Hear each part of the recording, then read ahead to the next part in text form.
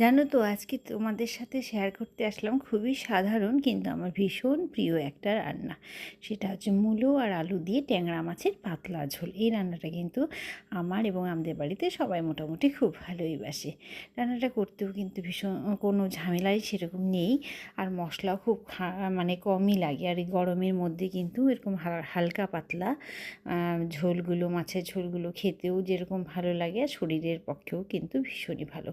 সামান্য অল্প জিরের গুঁড়ো আর লবণ, হলুদ, লঙ্কা, প্রথমে আলুটা একটুখানি কালো জিরা সম্বারা দিয়ে মাছগুলো ভেজে উঠিয়ে নিয়ে কালো জিরা সম্বারা দিয়ে আলু মুলোগুলো ভালো করে একটু কষিয়ে সামান্য জিরার গুঁড়ো আর কাঁচা লঙ্কার বাটা, তুমি তো দেখতেই পেলে, এবং হালকা ঝোলের মধ্যে কিন্তু কাঁচা লঙ্কাটাই ভালো লাগে, শুকনো লঙ্কা কিন্তু এখানে দিলে ভালো লাগে না। কাঁচা লঙ্কা দিয়ে ভালো করে কষিয়ে তারপরে জল দিয়ে দিলাম এবং তারপরে কিন্তু ট্যাংরা মাছগুলো দিয়ে একটু ফুটিয়ে নেব এবং একটু ধনেপাতা দিয়ে দিব।